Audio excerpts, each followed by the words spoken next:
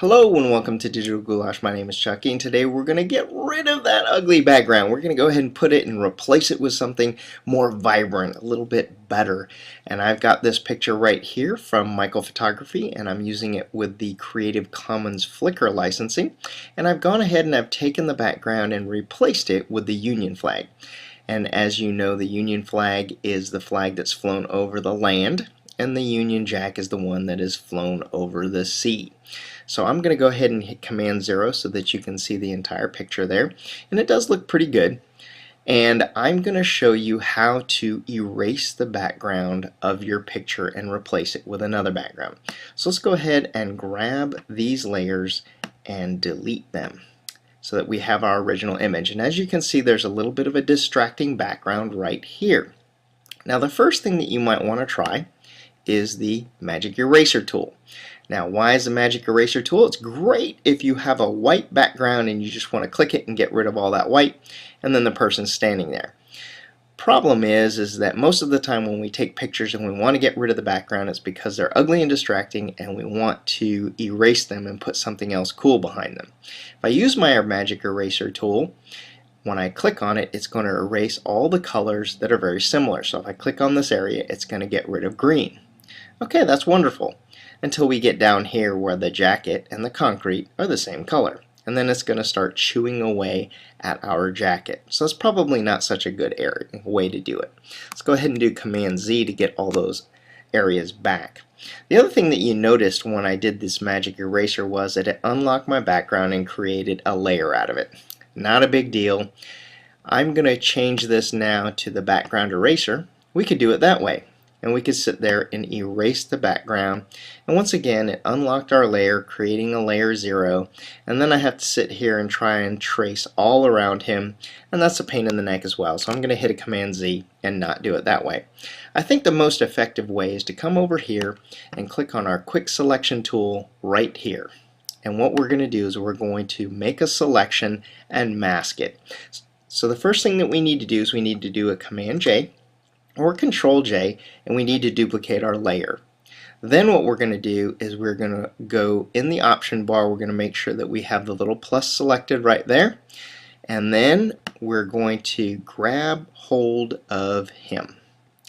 And there's our image, and you're just going to keep selecting until he's selected. Now, of course, you're going to grab a little bit too much, and in some areas you're not going to grab enough. So just keep going until you kind of have him selected fairly well. Got his ears, got his hair. Okay, maybe a little bit too much.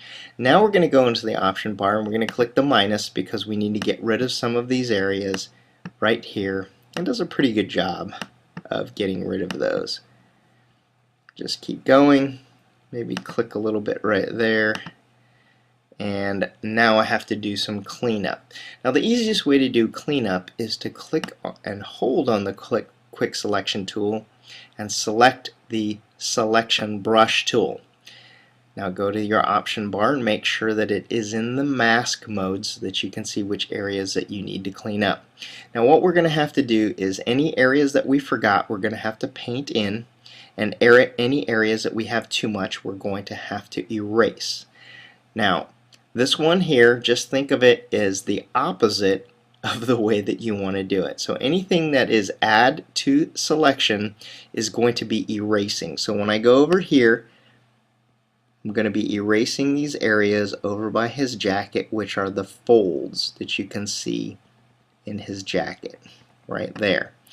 Any other areas that I might have included or not included, over here we're erasing, and that's pretty much it.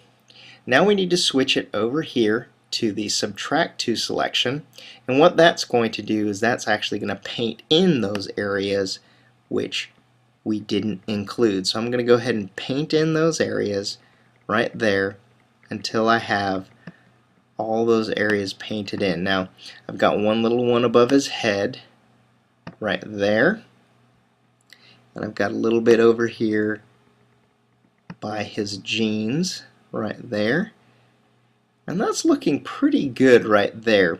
Might want to use the bracket tools, which is right next to the P, or if you're in another country you're going to have to look at it and see where your keyboard shortcuts are for your brushes. But I'm going to go ahead and I'm going to paint in this area because that is not included with his pants. That's actually part of the background. I'm going to color those areas in. And once we're done with that, I'm going to go back to the quick selection tool right here, and I'm going to put it back on quick selection. As you can see, there are the marching ants.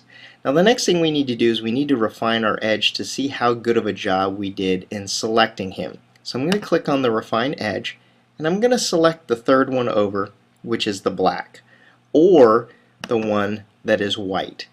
Then you can see which areas you still need to clean up. Now I did a fairly good job. If I wanted to expand or contract our selection right there, as you can see, it's getting a little bit larger or it's getting a little bit smaller here depending upon whether or not I'm expanding or contracting. You can add a little bit of a feather if you want, but it kind of gives it that blurry look. And you can also smooth the little jaggies all the way across there. When you're done, you're going to select OK, and that gives you the marching ants. Now to make this magic work, we're going to go down into the layers palette. We're going to click the layer mask, and I'm going to go ahead and click that. Woohoo! Wasn't that great? It got rid of our background. Unfortunately it didn't, because I have a duplicate layer here and I have to turn the visibility off. So there we have it. I've just erased the background using the layer mask tool. Now the next thing we need to do is we need to add our background, the replacement background that we want. So I'm going to grab hold of this picture and I'm going to drag it on top of that image.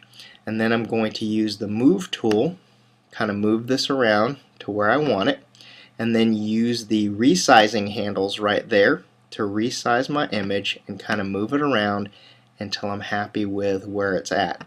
When I'm done, I'm going to either click the green tick box right there, or I'm going to hit enter on my keyboard. We still can't see it because the wallpaper is on the top layer, so I'm going to drag that in between the two layers, and there we have it. We have the layer mask, and then we've replaced our background. Now one of the reasons why I used a layer mask is because if I made any mistakes in this area right here, let's say in the jacket, I could go back in and either paint with black or paint with white to either get rid of or add back in the areas where I made a mistake. Now I'm going to use the Command plus, that is a shortcut key for zooming in, and I want to show you that I did make a little bit of a mistake over here by the jacket. You can see that it's not looking very good over here.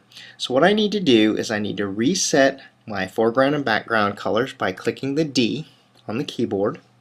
You can also use the X for swapping the colors around, the black and white right there. And then we're going to pick a brush. We want to make sure that we have a very hard brush right here. And then we're going to click this option right here, and we want to keep the spacing down to 1. Click on this layer mask, make sure that it's on white. I'm going to hit the reverse button right there, and we're going to paint with white right there, and as you can see, it's going to start bringing that jacket back from the dead. And there we have it right there. One of the reasons why we use this is because you don't want to go in there and cut the image out. If you do cut the image out, the problem is that if you cut a little bit too much, you can't put it back unless you're using a layer mask. This is Chucky from Digital Goulash. I hope you like that. I hope you like being able to replace your background and also use a layer mask for getting rid of unwanted backgrounds. If you haven't done so already, please subscribe to my videos, like, pass the link around to your friends. Cheers!